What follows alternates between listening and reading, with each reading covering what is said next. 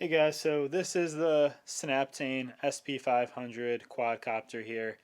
So you can kind of get a general feel for the size there. It's a decent size. It's actually, kind of compact compared to probably other ones. I've got the bumper guards on it right now, but if you bring these in, I can maybe take one of these off here.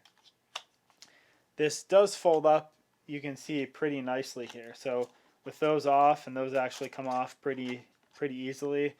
You can see just looking at the one half of the drone here, it folds up pretty compact and pretty small, so that is a nice feature.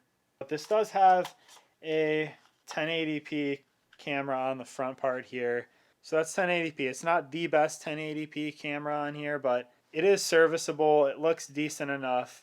I'm going to show you some of the actual test footage there, but it's not going to compare to your 1080p on other more expensive drones and what you're used to for TV and that kind of stuff, but it's decent. You do have a micro SD card chip slot underneath here, underneath kind of where it's got this 5G little sticker on here.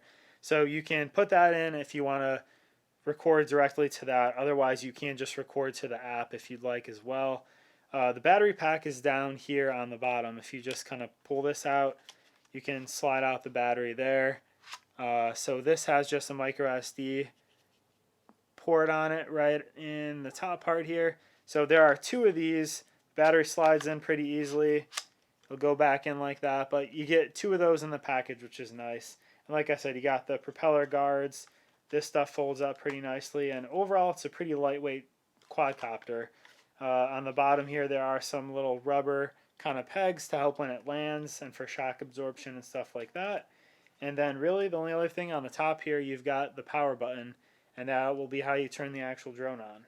So the app is Snaptain Nova. That'll be in the manual. You're going to pick your drone here. So ours is like the SP500, and you'll do start.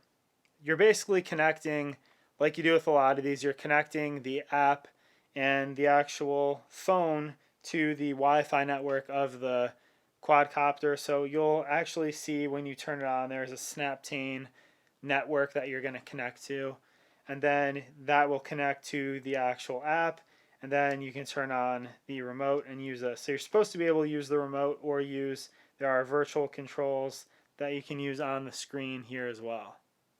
So this is pretty decent. This is all plastic and everything here.